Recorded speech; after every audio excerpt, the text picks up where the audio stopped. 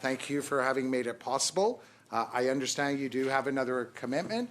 You were very firm on trying to get out of here by 5:45, but you graciously agreed to stay till 5 minutes to 6. Am I correct? Yes, I think because it is Denmark's Constitution Day, and I am supposed to be at the farewell party to the Danish ambassador. We're trying to get there before the remarks, and because Minister Joly will be speaking. Excellent. Thank you very much, Ambassador. We'll try and get a cab for anybody who wants to come with us. Yeah. Sure. Thank you for that. So you will be provided 5 minutes for your opening remarks. And if it's okay with everyone, given the time constraints, maybe we should do one round per party. Yeah? Is that agreeable to everyone? Excellent. Okay. Well, Madam Ambassador, welcome. The floor is yours. You have 5 minutes for your opening remarks.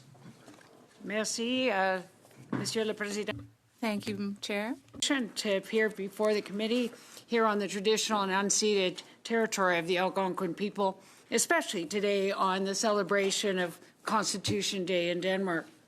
I'm pleased to be here to answer any of your questions, and I'm joined by Robert Sinclair, Director General for Europe, Eurasia, and the Arctic, and the Senior Arctic Official for Canada. I have to say I was truly honored when the Prime Minister Trudeau appointed me Ambassador to the Kingdom of Denmark in January, but especially humbled as I presented my credentials to His Majesty King Frederick X in Copenhagen on May 24th. Representing Canada at this time in history is especially crucial, and I will do everything I can to advance Canada's foreign policy priorities with the Kingdom of Denmark and our focus on Arctic issues. Canada highly values its long-standing friendship and effective cooperation with the Kingdom of Denmark, which, as you know, comprises Denmark, Greenland, and the Faroe Islands. More than 196,000 people in Canada claim Danish origins, and the Inuit in Canada and Greenland also have a shared history, culture, similar language, including family ties going back generations. We have closely collaborated with Denmark and other like-minded nations in support of Ukraine's defense, recovery, and reconstruction, and Denmark has joined the International Coalition for the Return of Ukrainian Children, the Global Carbon Pricing Challenge, and the NATO Climate and Security Center of Excellence. It has been 2 years since Canada and the Kingdom of Denmark signed the boundary agreement resolving the 50-year-old dispute over Lincoln Sea and Hans Island, Tartupaluk, and establishing a boundary on the continental shelf in the Labrador Sea. I know that important work is being done to realize the promise achievements of this agreement, including the issue of Inuit mobility. The manner in which we resolve that dispute speaks to our shared commitment to the rule of law and the rules-based international order, as well as meaningful engagement with Inuit. The Arctic represents a strategic and particularly compelling area of collaboration between Canada and the Kingdom of Denmark. In October of last year, a letter of intent for cooperation on Pikial Sorsuaq was signed by Canada and Greenland on the margins of the Arctic Circle Assembly in Iceland. This is an important step towards ensuring responsible management of one of the most biologically productive regions north of the Arctic Circle. Like Canada, the Kingdom of Denmark is firmly committed to the enduring value of the Arctic Council, and particularly as Denmark and the Kingdom of Denmark is preparing to take over the chairship of the Council in 2025. In February, Greenland released its Foreign Affairs, Defense and Security Policy, Nothing About Us Without Us, with Chapter 6 focused squarely on Canada, its closest neighbor. Le Canada, le Danemark sont de solides alliés de... Canada and Denmark are solid allies within NATO and active participants in alliance operations. The Canadian Armed Forces Joint Task Force North works closely with the Danish Armed Forces Arctic Joint Command in Greenland. Denmark is a prosperous trading nation. It is a strong supporter of CETA, the Comprehensive Economic Trade Agreement between Canada and the European Union, which was ratified in June 2017. Bilateral trade has increased by over 30% since the entry into force of CETA. Starting in June 2024, Canadian North and Air Greenland teamed up to offer a new seasonal service between Iqaluit and Nuuk. Denmark has set some of the world's most ambitious climate change targets. This has created business opportunities for Canadian companies and for multilateral cooperation. From an enhanced relationship with the Kingdom of Denmark. And it is my role to ensure that those gains are realized. I will continue doing that job to the best of my abilities. Merci, thank you, tak, kuyanak. Thank you very much, Madam Ambassador. We will now open it up to questions from the members. Each member will have 6 minutes.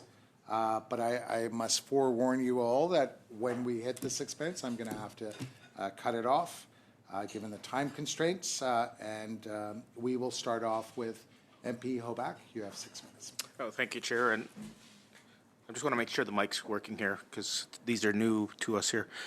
Yeah, it sounds like it. Ambassador, first of all, I want to congratulate you on your role and wish you all the best in your new role and want to thank you for your service as a minister and a member of Parliament. I had the pleasure of being in your riding, door knocking for the Conservative member, future Conservative member a couple weeks ago, but we'll see what happens there. I just wanted to ask you about, as you settle into this new role, what is the skill sets you're going to be taking from your previous job that you can actually bring into this new job? And where do you see that benefiting Canada at the end of the day? Thank you for the question, Randy. I joined the Arctic Caucus in 1998 when Nancy Karatek and I were elected at the same time, and I've been part of that traveling north every summer since then. I became the Minister of Indigenous and Northern Affairs in 2015. That continued my interest in the North, but also in terms of the relationships with northern countries and Nordic countries, from Barrow, Alaska, to the Arctic Circle meetings in Iceland. And I also think that the relationship of recognition of rights, respect, cooperative partnership with First Nations, Inuit, and Métis, that's been very much part of my wanting to be able to make sure people have been heard, and that's how you get things done.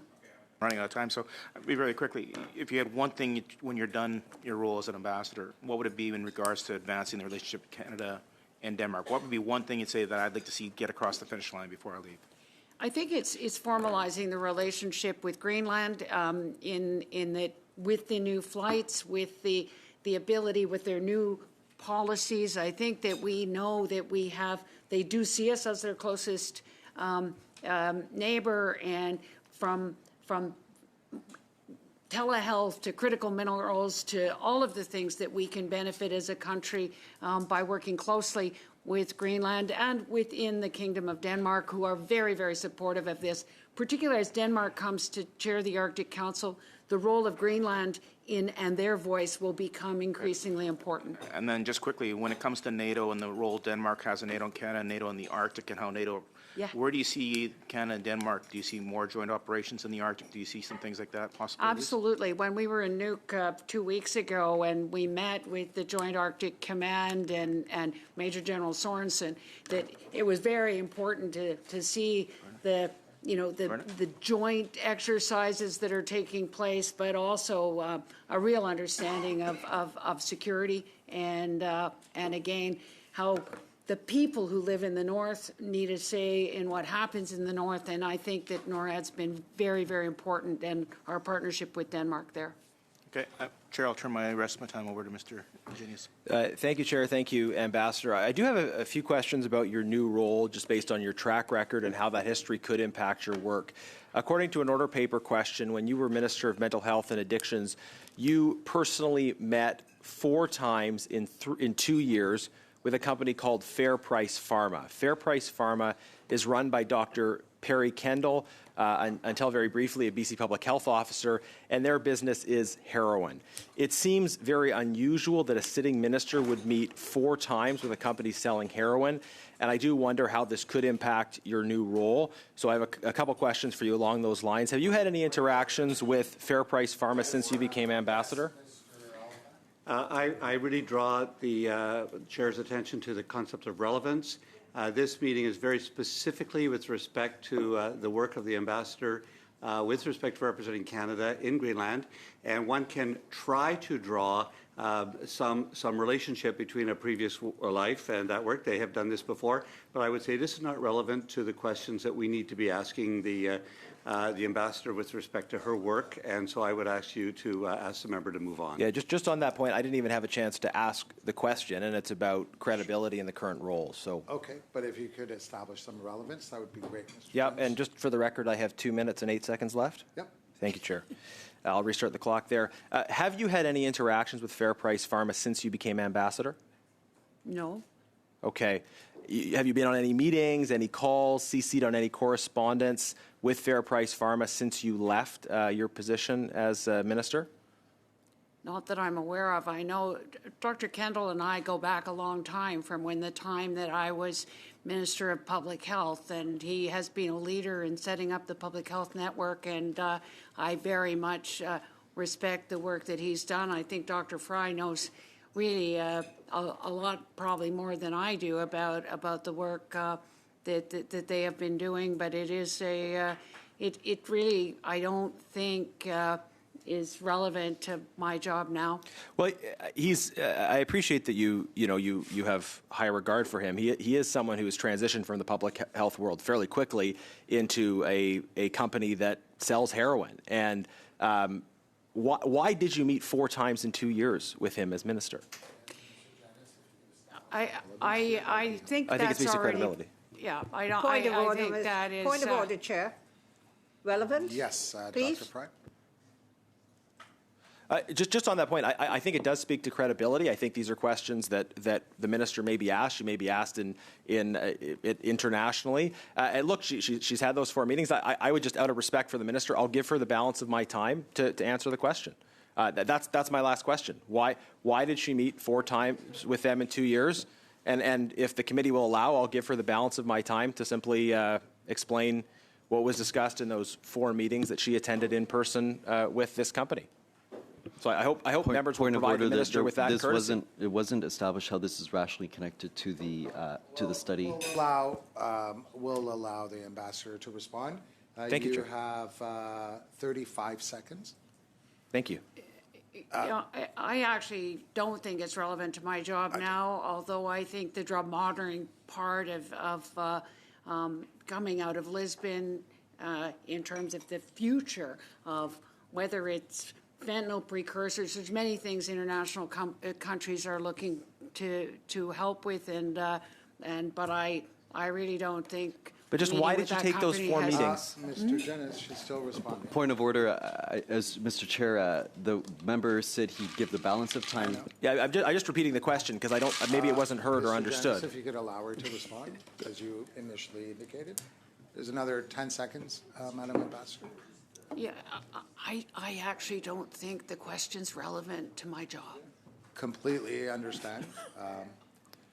Well, you had a chance to answer, and you didn't. Thank you, Mr. Jennings. So now we go to Dr. Fry. Dr. Fry, you have 6 minutes. Chair, welcome, Excellency.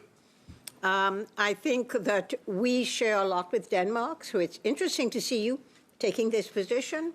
Denmark belongs, as you well know, as a co-founder of NATO with Canada. Also, Denmark is in the OSCE, and Denmark is as committed as Canada is to Ukraine and to helping Ukraine to win that war against Russia. That's the first part of my statement, and it's leading to the question I'm going to ask you. The second part is that Denmark has managed to be able to look with Canada towards the security of the Arctic. With Russia amassing massive military ships in the Arctic, I think we all need to be concerned about security in the Arctic. So I wanted to ask you, have you been discussing this with Denmark? Is there a way in which Canada and Denmark can work closer together with regard to Ukraine and with regard to Arctic security? Absolutely, and I think we learned a lot in the meeting when we were in Nuuk with Major General Sorensen on the kind of exercises that we're taking together, but again, that plan. And I think as you know, the Arctic policy and Northern policy framework really articulated, but I think you're quite right, Hetty, that since the illegal invasion of Russia to Ukraine, all of the Nordics are very much focused on what we can do together on security and particularly in the Arctic. And I think even being in the Faroe Islands last week, knowing really how the Americans want to help everybody is worried. And I guess I was just going to, you know, placing those wreaths after on the anniversary of the liberation of Denmark, that Canada was very much part of that, and the U.S. and U.K. and Poland, that you know, this is a country that has been occupied, and I think that their focus on Ukraine and helping Ukraine and being able to give everything they can to really support Ukraine and its reconstruction. It was also interesting, Hetty, you would be interested that when I was at the WHO Europe, which again when we're the multilaterals that are in our area in Copenhagen, that the WHO Europe is actually dealing with the Canadian funding for the mental health support in Ukraine. So there's lots of connection there. Yeah. I think I noticed that Denmark just raised its carbon pricing. It's got one of the highest carbon prices in the world, in Europe, and it is actually looking very clearly to the melting of ice in the Arctic, what's going to happen to the Arctic, how it's going to affect their infrastructure and their agriculture and everything they do because of the melting of ice in the Arctic. Has that been discussed, how we can cooperate environmentally? Yes, and I think that there's many Canadian municipalities that come to Copenhagen to actually learn how you can mitigate and how citizens can and municipalities can be part of actually all of the tools that need to be there in order to combat climate change and mitigate. It's interesting that even Copenhagen is planning to build an island that will protect really the harbor and all of the canals in terms of just knowing and preparing for you know what we all hope won't happen in terms of the rising sea levels. You mean an artificial island? Yeah. Really, that's interesting engineering feat. Yeah. So you think we can work together and learn something from Denmark, because they've been leaders in dealing with environmental problems and issues? It is part of their identity now, and I think that particularly when it comes to whether it's 9 out of 10 have a bicycle, I mean, being able to get people out of their cars, being able to use some of the things like wind power as opposed to diesel.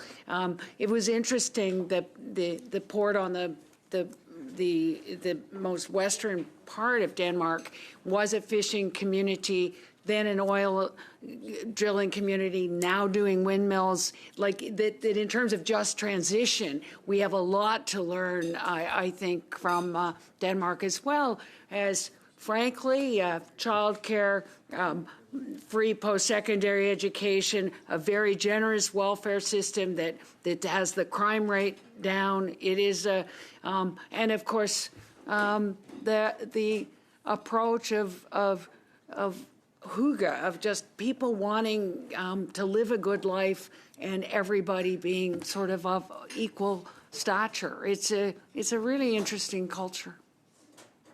Well, how am I doing for time, Chair? You have 24 seconds. 24 seconds? can If give- there's anything you wanted to say to us here in this committee about how we can look forward to our foreign affairs relationships with Denmark and enhance it, what would you say? I think as we look to their chairmanship of the Arctic Council, I think that we want to be able to support them.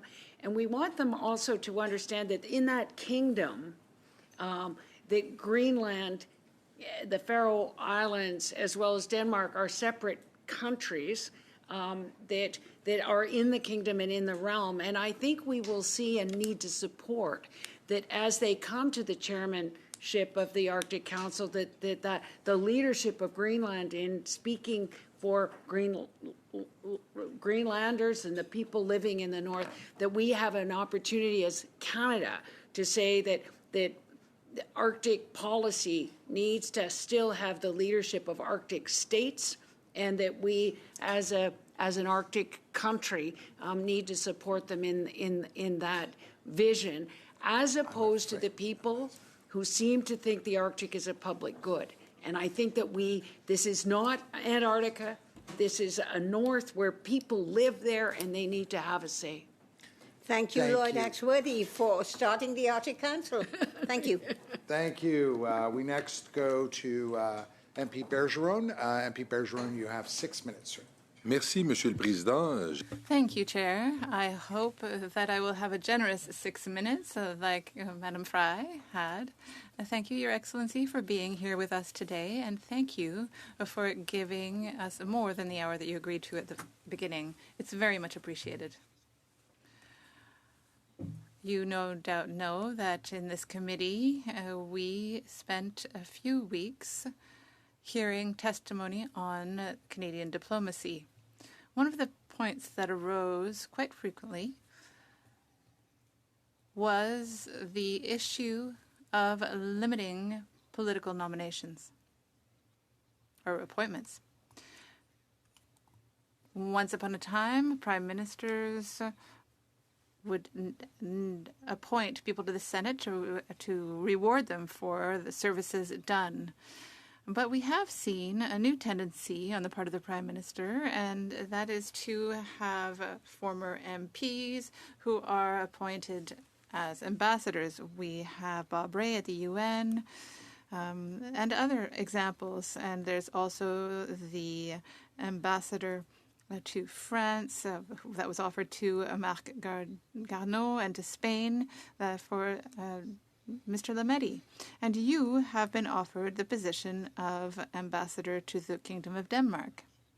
You are replacing Mr. Denis Robert, who was there from 2020 to 2024, and he was a career diplomat. It was in 1999 that he became a public servant, and from 2012 to 2016 he was in Belgium doing his diplomatic service. So I do have high regard for what you were able to do during your long and prolific career as a family doctor, but also as a parliamentarian. However, in addition to the duties that you carried out with First Nations, what in your past has prepared you for this position as the Ambassador of Canada to the Kingdom of Denmark? I think that those are essentially the same questions as those asked by Mr. Hoback. I think it has to do with wisdom and understanding of Arctic issues and cooperation between our countries. It is very important to the Prime Minister, or for the Prime Minister, to have the power to appoint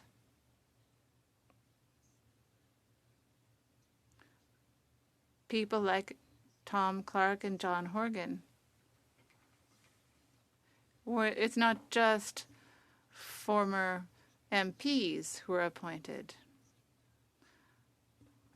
of how the variety and the diversity of the public service and the foreign service has been very helpful, I think, over the years to just bring different perspectives into what is an ascension through the ranks, and that maybe I shouldn't say refreshing breeze, but maybe I am trying to do my best to bring what I have learned, particularly on the panel in Greenland where it was about engagement with citizens, that they asked me to present on what meaningful engagement with Indigenous people means. And as you've heard me say before, Stefan, it shouldn't be scary. And I think that we have a role to play as Canada to really move forward on the issues of reconciliation, as Willie Littlechild says,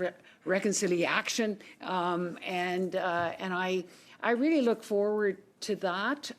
And also, of course, the relationship between the Inuit and the Inuit Circumpolar Conference and that relationship. So I'm very much enjoying this role, and the fact that I am surrounded by career public servants who really are fantastic, and I think over my time, even as a doctor, as you say, you know what you know what you don't know, you know who and when to go for help, and that's, I think, the approach that I'm taking to this new job.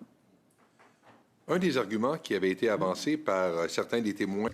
One of the arguments that was upheld by some of the witnesses that were talking about limiting the number of political appointments was that it could be demotivating for people who are career diplomats or try to be career diplomats, and then when they're about to be appointed, then it goes to somebody else. What do you think of that answer?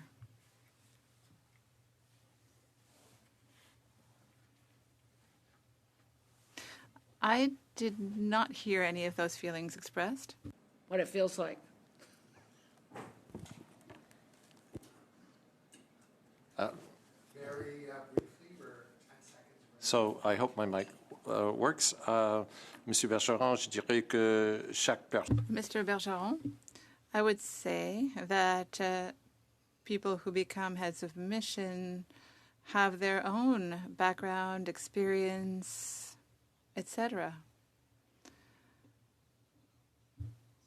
We are motivated by leaders. If you could really wrap it up in 10 seconds, please. I am very happy and eager to work with Ambassador Bennett. Thank you very much, Mr. Sinclair.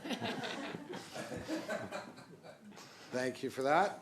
We next go to MP Zarillo. MP Zarillo, you have 6 minutes. Thank you so much, Mr. Chair. And I just wanted to say congratulations to Ambassador Bennett. I know many years ago when I was at the United Nations at the Status of Women Commission, they said that only 19% of diplomats across the world were women. I think that's raised to about 20.5% right now.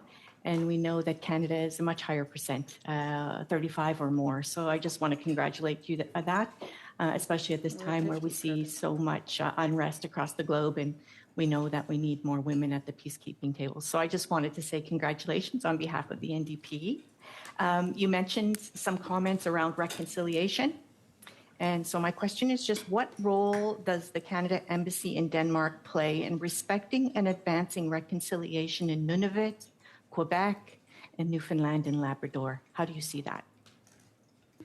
Thanks for that. And we're at 50% women ambassadors, actually, so or heads of mission. So we're pretty excited by that. I think what we've been trying to do in Denmark, and we have set up 4 meetings on Arctic perspectives. At that time, we were pleased at the one that we held last month that Natan Obed was one of the panelists, as well as Cynthia Wesley Eskimo, who chairs the National Center on Truth and Reconciliation, as has the chair in reconciliation at Lakehead University. And they were very, very well received. And I think that this, again, becomes very important as Canada sort of is able to set an example, and actually for us to particularly focus on the relationship of Inuit, on Inuit mobility, that hopefully with the new flight that will go from Nuuk to Iqaluit and then down and then hopefully over to northern Quebec in Kuujjuaq, that there's I think a real example of nothing about us without us, and being able to show that that this is something that we know we're nowhere there, that it's a journey, not a destination, but that it's not scary, and that these relationships are ones in which we learn a great deal. I know that with the Arctic Parliamentary meeting recently in the Nordics, that your colleague Laurie Idlut was a bit worried about the way things were being framed in terms of Indigenous rights. And so I think that we all as parliamentarians need to come together to work with that kind of reconciliation across the world, but also knowing that those Indigenous people that you have identified in Canada, actually having them working sort of their nation to nation is going to be hugely important as we put forward their voices. Thank you, Ambassador. And also that goes to my next question, which is how are Canada and the Kingdom of Denmark working together alongside Indigenous people in regards to economic bilateral cooperation and to respect Indigenous rights and way of life? And I'll just add to that, because you just mentioned about the flights. You might know that my colleague Laurie Idlout was up today talking about the exorbitant price of flights and how it really is restrictive. It's not economic equality, and it really isn't allowing for the free movement of people, not goods, but definitely not people at that price. Maybe you could share some thoughts on that.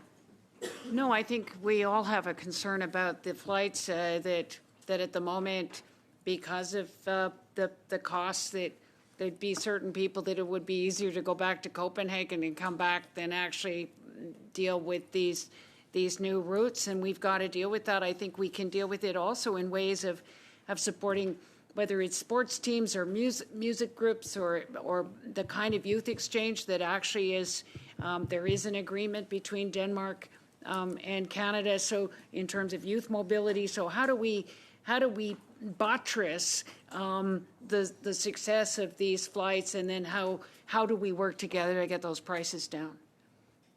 And Ambassador, I would just ask you to stay close to MP Idlout and have some conversations with her as soon as possible, if you can, on that, because this is so important that we have free movement of people and goods, and that Indigenous people have their rights respected and their economic independence.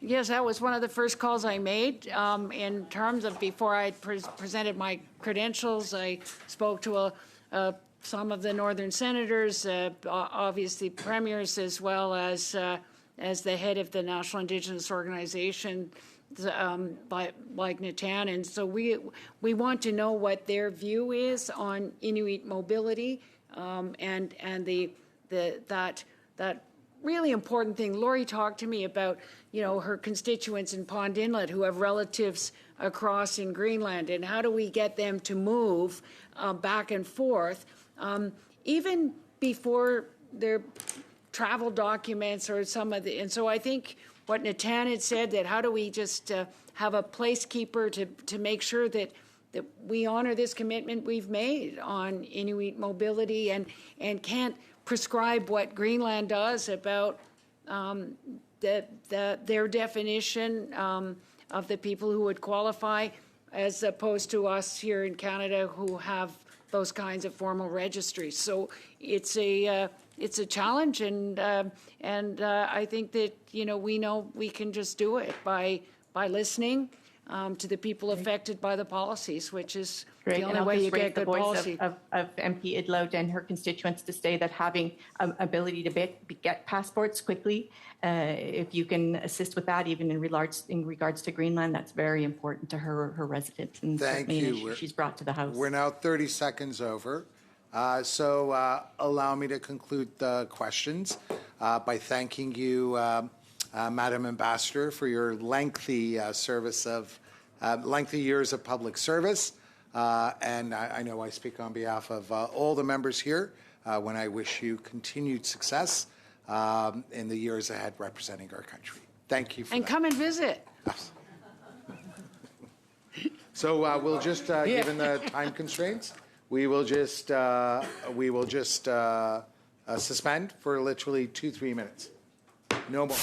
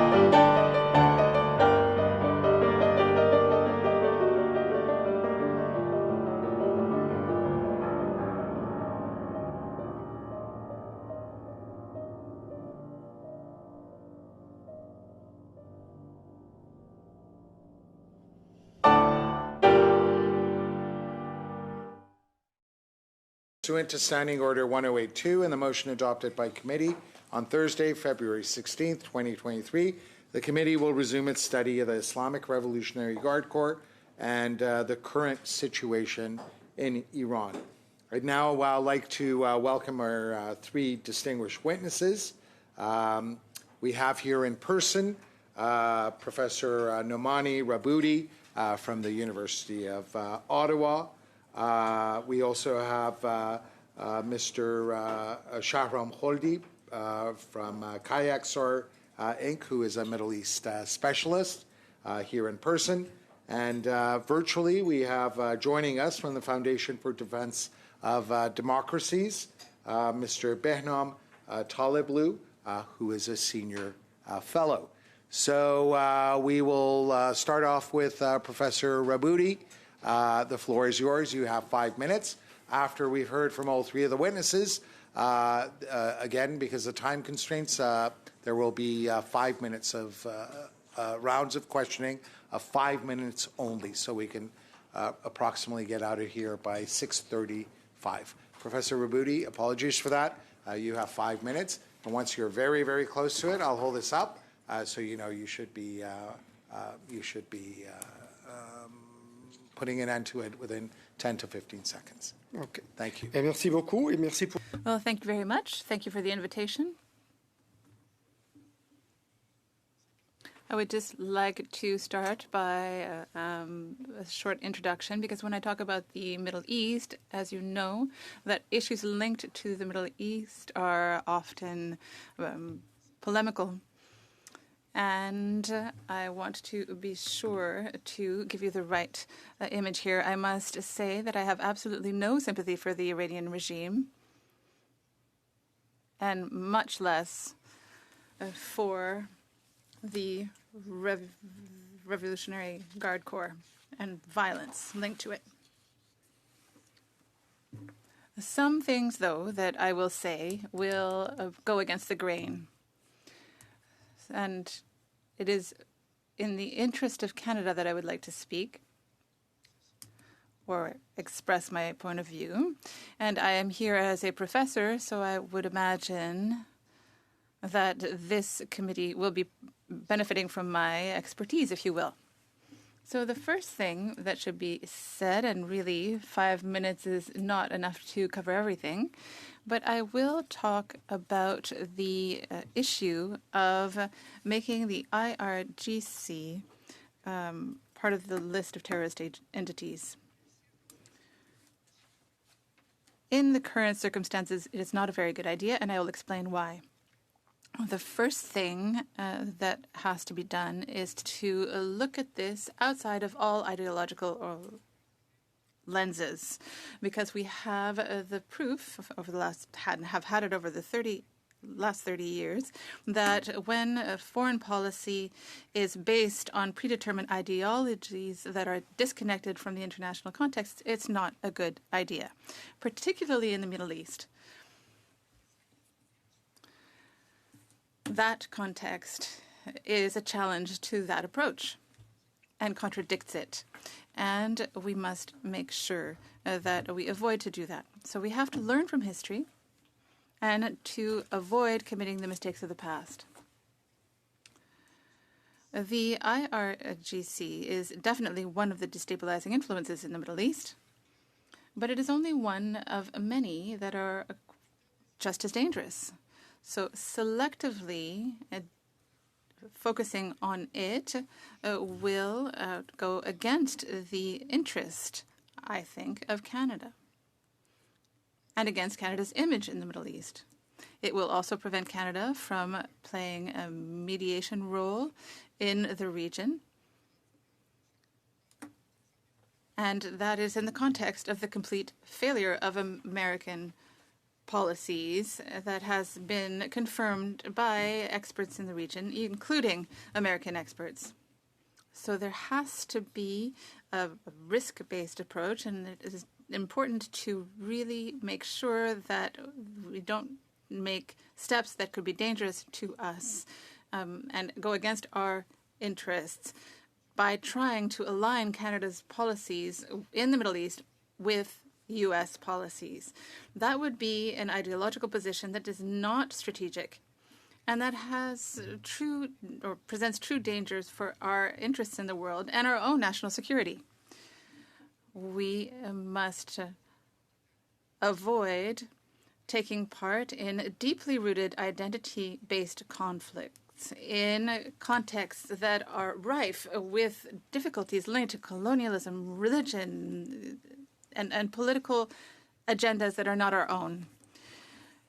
It is important to try to take a balanced position with regard to the situation in the Middle East, rather than intervening uselessly in those conflicts. Well, we mustn't do that, and we must also avoid bringing aspects of those conflicts home. The terrible tragedy in Gaza right now is a confirmation that the Canadian society is particularly and deeply divided on Middle East issues. Governments often adopt definitions of terrorism that make it possible for them to impose their agenda and make some decisions that go against freedom and that make it possible for them to act politically to overcome challenges facing them. We know that there is an accepted definition, which is a threat or the perpetration of severe acts of violence that forces Canadian. Minute mark, if I could ask that you conclude your remarks in the next 20 seconds or so. Tout ce que je voulais dire, c'est que.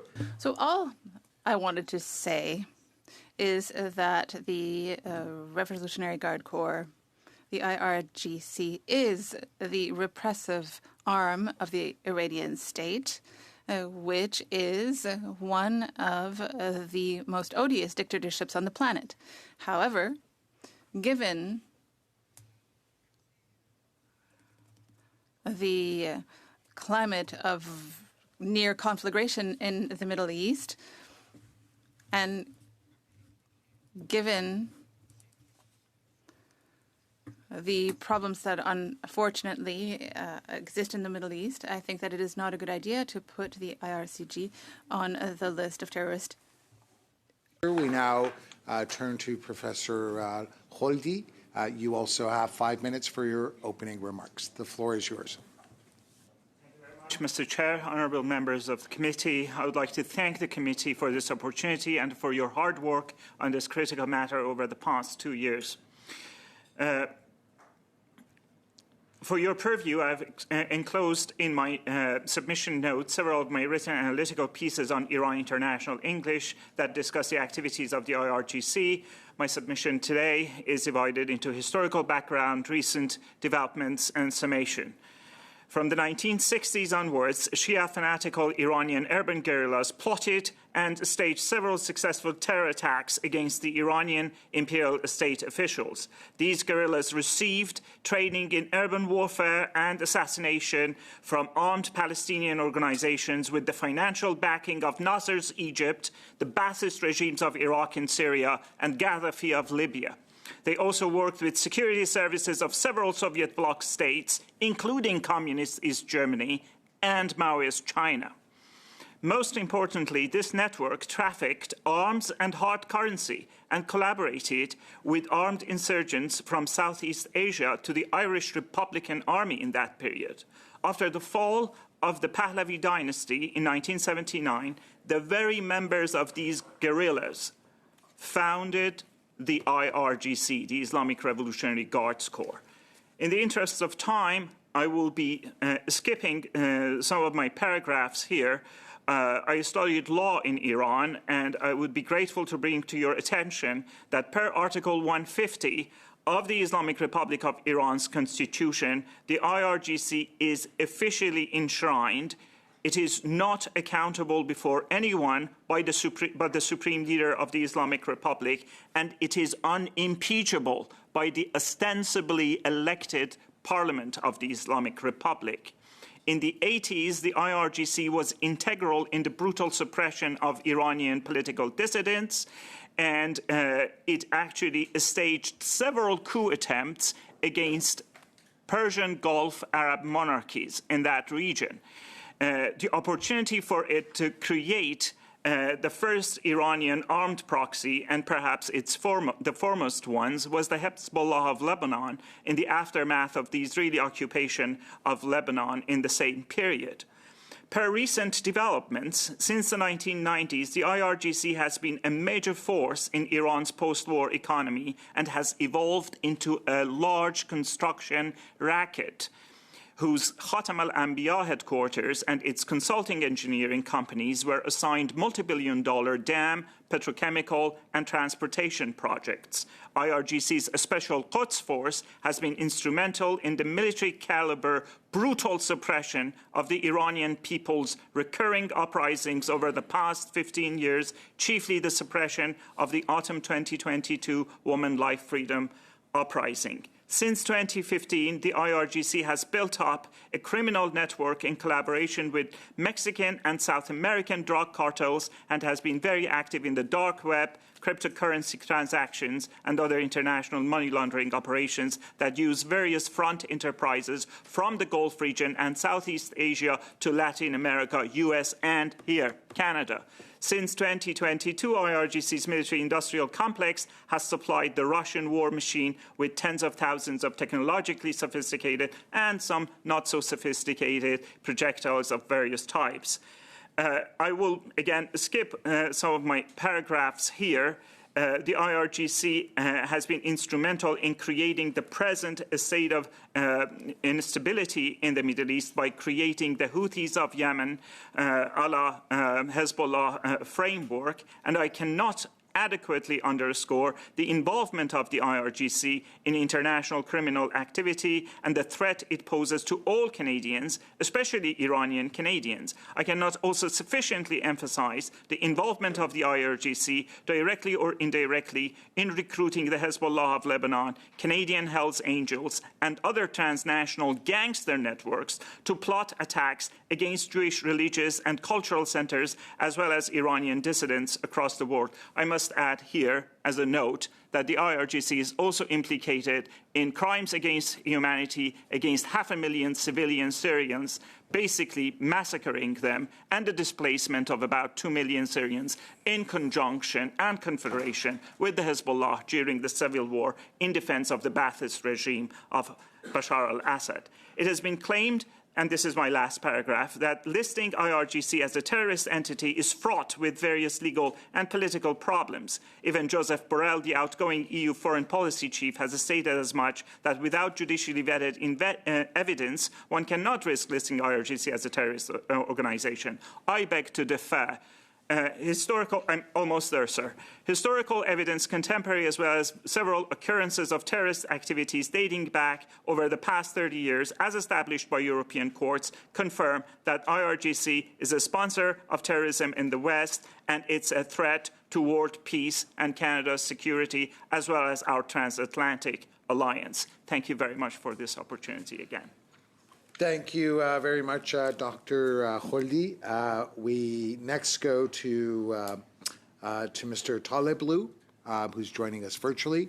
Welcome, Mr. Taleblu. The floor is yours. You have 5 minutes for your opening remarks. Chairman, Vice Chairman, distinguished members of the committee, thank you for providing me with the opportunity to testify virtually before you today and to share my analysis. My comments today begin broad, then zoom in, and come at a particularly turbulent time in Iran that may be hard to understand for external observers and non-Iran watchers. Recently, the country's President Ibrahim Raisi died in a helicopter crash in northwestern Iran. Despite Iranian drones now being found in conflict zones in at least 4 continents, it was reportedly a Turkish drone that found the crash site first. Elsewhere, in normal countries, an accident of this scale would elicit national mourning and popular sorrow.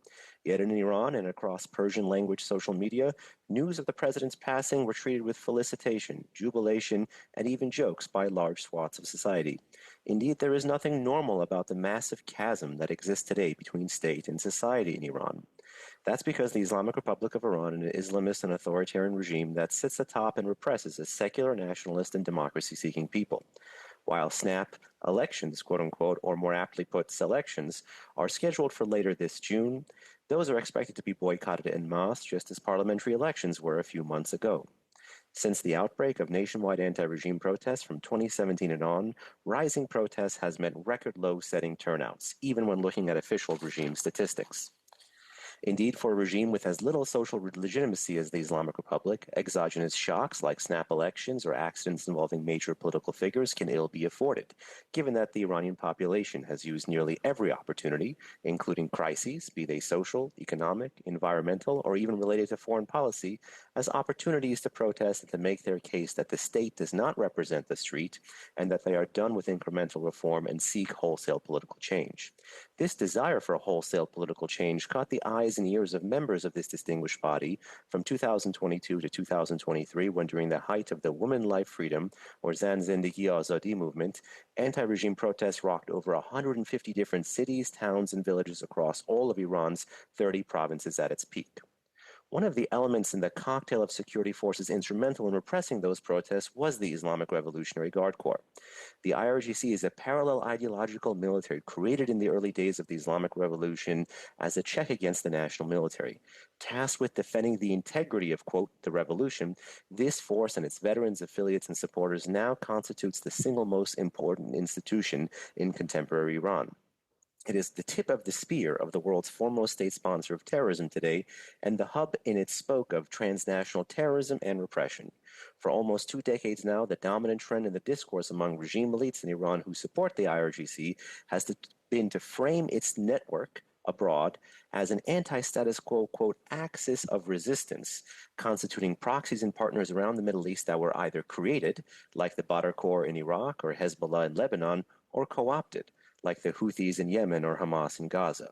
Nonetheless, the IRGC trains, equips, supports, and underwrites these terror militias in its axis with state-level capabilities, as has been the case with the Houthis in Yemen since 2015. This group, which was the latest to join the axis of resistance, is now in possession of medium-range ballistic missiles and anti-ship ballistic missiles. To date, it is the only proxy of Iran to have paraded and used these capabilities. Elsewhere, it helps to work with those proxies to indigenously produce weapons, as has been the case with Iran and Hamas since 2014. Since the Iran-backed terrorist attack against Israel by Hamas on October 7, the IRGC has bringing more of its terrorist apparatus online, employing a ring-of-fire strategy so as to escalate the Gaza war into a regional conflict and prevent a member from its axis from being militarily taken off the chessboard. While these proxies in the region have been traditionally used by the IRGC to mask its hand in foreign conflicts, today they are calling cards or tells of the regime's regional enmeshment and growing capabilities and risk tolerance. While the IRGC has helped Tehran engage in internal suppression and external aggression, its increasing role offers the distinguished members of this body, North American policymakers, and in reality all Five Eyes nations, the opportunity to course-correct their Iran policies. In my view, every single Five Eyes country ought to be prescribing the IRGC under their own national counter-terrorist authorities as a terrorist organization in its entirety. I'd be happy to explain why and the benefits of this approach in the Q&A. Every single Five Eyes countries also ought to be using this time to push for anti-corruption or Magnitsky-style penalties against the supreme leader of Iran and his inner circle, as well as taking the opportunity to align other sovereign sanctions regimes, be they nuclear, missile, drone, Russia, or human rights related. After all, the IRGC is proliferating drones to Russia for use in Ukraine, escalating Iran's nuclear program, engaging in more overt ballistic missile activity to include strikes, attacks in 4 nations during the first 4 months of 2024 alone, and stepping up its internal crackdown against dissidents inside the country. The predicate for more multilateral action today exists. The main Blue, if I could ask you to wrap it up in the next 10, 15 seconds, please. Sure. The main question is, does the West have the commensurate resolve to act to contest these threats and better marry its head and its heart on Iran policy? Thank you for the time and the opportunity. Thank you very much for that. So looking at the clock and the commitments that the members have, each round will be 4 minutes, and we will start off with MP Abul Taif. You have 4 minutes, sir. Thank you, Chair, and thanks to the witness. Welcome to the committee. I'll start with Professor Koldi. we know that the network of the IRGC in Canada is quite big, is branched in different shapes, from money laundries to smuggling to weapons to drugs to everything. And we know that to feed back the regime with cash, illegal cash. This illegal operation has been going for years in Canada. Is calling or recognizing IRGC as a terrorist organization is the first serious step to start fighting their existence in Canada? Yes or no? Yes, absolutely. Okay. Any idea on the size of the money laundry and the network, how many people they could have on Canadian soil? We know that in the Middle East they've done with Yemen, with Lebanon, with Syria, in Iraq. They're everywhere. And I'm afraid we have this. They have the same model in Canada and maybe of course, in other nations. How much of information we have on this organization in Canada and their activities? In the interest of time, sir, I should say that we do not, whatever information that we have is never enough, because they have shown from the time that everything was analog in the 60s and 70s to the 80s that everybody was using facsimiles and 90s to today, to present day, they've been adapting themselves. So what we need is a sustainable effort in tracking to these adaptation measures. And we should not forget that these Revolutionary Guard commanders, especially the ones who started from Lebanon, they have second, third wives there. They have families there. You cannot sometimes tell who is really Lebanese, who is really Iranian. They have done the same thing in Syria as well. What is imperative is that the respective commission in British Columbia that was assigned by the government of British Columbia reported that the Hezbollah of Lebanon has been working with the El Chapo cartel to launder money in British Columbia. Hezbollah doesn't do anything without coordination, prior coordination with the Revolutionary Guards. If they are here, not only are they active through the diaspora community and some of the relatives that they have here, but also they are doing business through the Latin American cartel as well. It's time for diplomacy. Dr. Talibou or Mr. Talibou, it's time for diplomacy is over, and we need to get serious about fighting because IRGC are ideological. They're not going to stop at any point. They continue to do what they do. They have a lot of patience and they have a lot of power. Isn't the time to start fighting that seriously in Canada? Yes, sir. I'd wholeheartedly agree with that statement. Thank you for the honorary promotion to doctor, but alas, I don't have a PhD. In essence, yes, if Canada is not going to use legal authorities like a prescription, political authorities like a prescription to begin to contest the illicit presence of this global terrorist organization on its own soil, then it really leaves a huge capabilities gap and renders one and pushes one into a worse footing to deal with transnational repression, terrorism, drug smuggling, arms proliferation, and everything else that Canadian officials have been concerned about. Do we have enough information? Okay, final question also to you, Mr. Talibou. Do we have enough information, you believe, in Canada about this organization and the depth of the network of it in Canada? We certainly have enough information to make a public call for the prescription, and I say that as an American who also has an interest in having a more unified North American policy towards this group. But we need more information on the breadth and the depth of its other illicit activities that haven't made itself known in the good news and articles such as Shahram Koldi's reporting has revealed. Thank you. Thank you very much. We next go to MP Oliphant. You have 4 minutes. Thank you, Chair. And I think I'll begin just by echoing or paraphrasing Professor Rabouti's opening comments with respect to there is no tolerance and, in fact, disgust for both the actions of the regime as well as the IRGC. And so I think that we are united on that. We may be looking at differences in the way we approach that, but I think we are united in the condemnation of the regime. About that, there's no doubt about that. Professor Koldi, Could you describe the either organizational or political or differences which could exist between the regime and IRGC? Is there any daylight between the two? Absolutely not, sir. Okay. At the end of your testimony, you said that the IRGC was indeed a supporter of terrorism, a state supporter of terrorism. As they so brag themselves about it in their public interviews. That's right. As the commanders, I can bring for you a litany of evidence that is available in the official agencies of the IRGC. So there's no daylight between the IRGC and the regime. Canada in 2012, under the previous regime, listed the Republic, the Iranian Republic, as a state supporter of terrorism. And that's been reaffirmed every 2 years at the biennial review every year. So we have, in fact, decreed, it is a state sponsor, and we've decreed that the Quds Group is a terrorist organization. And we have put in sanctions limiting, as well as immigration measures limiting.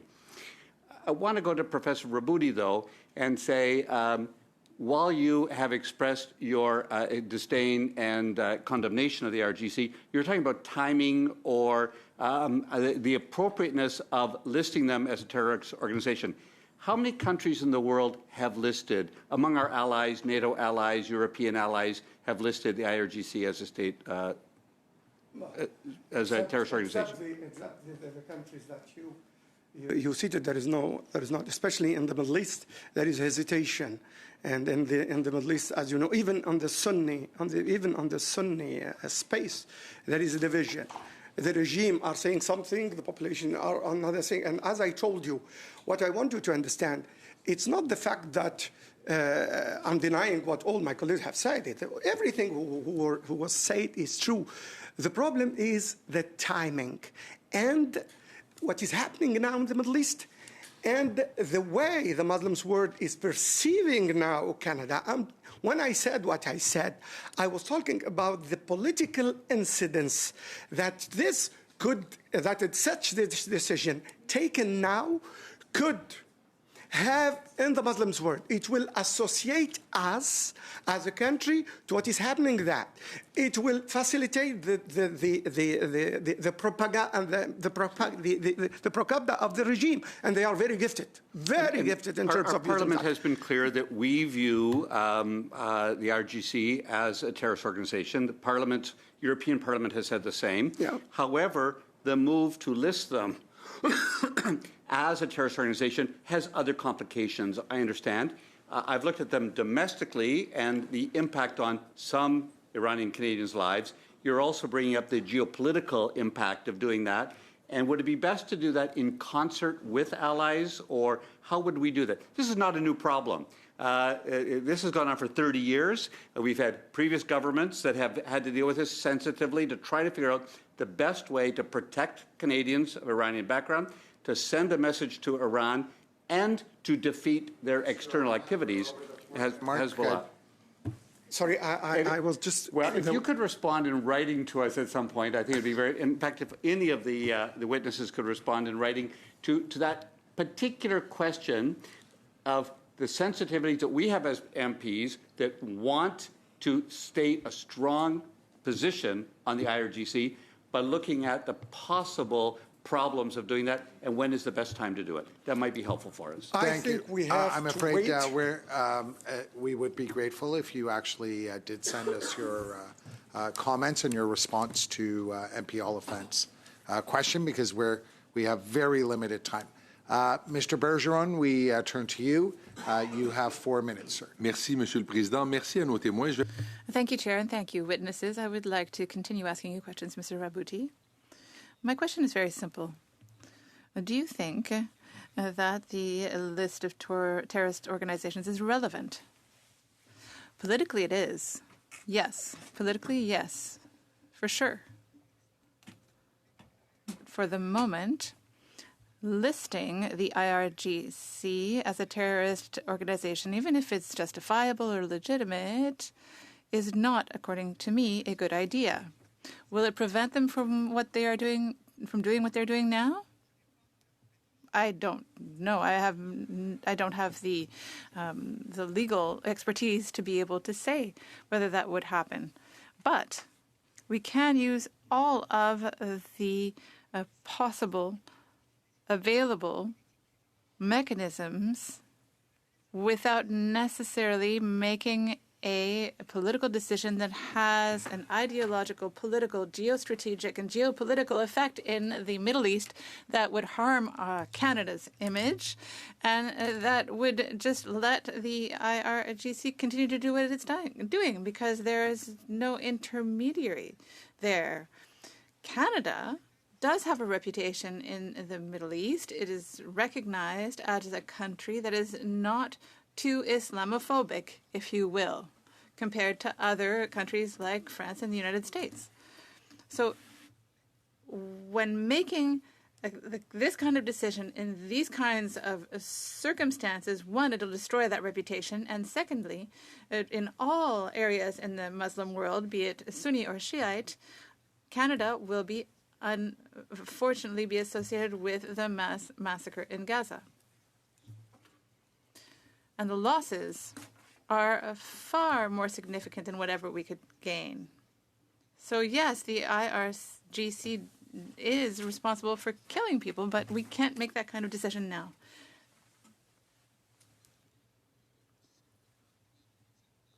So we recognize it, and you say it in paragraph C of page 2, that they have likely committed morally and politically terrible acts. But really, we mustn't make a decision that would go against our political interests. But why? Well, this is what I'd like to understand. So why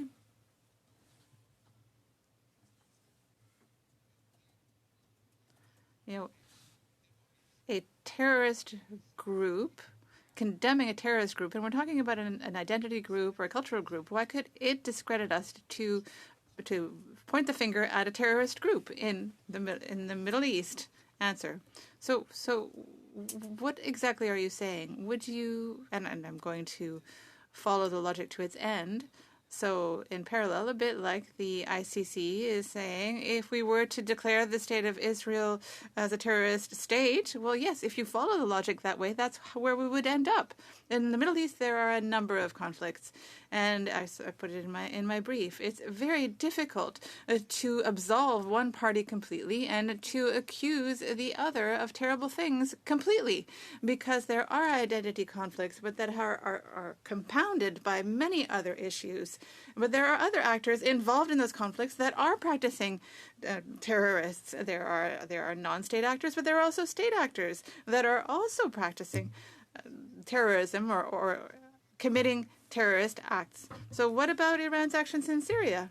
Iran is there, Turkey, Qatar. Why don't we declare all of those people as belonging on a list of terrorists? And then there's Israel as well that could be included in the Middle East. So really, that is what is going to happen in Muslim public opinion. Canada will lose its reputation as a mediator in the region. It's certain. We go to MP Zarillo. You have 4 minutes. Thank you, Mr. Chair. And I just want to thank my colleague, Heather McPherson. The NDP was the first person, and Heather herself, MP McPherson, proposed this study over a year ago. And I'm really pleased. We're glad to see it coming now to the table. Unfortunately, it should have been done more than a year ago, but here we are. And I want to bring it right back.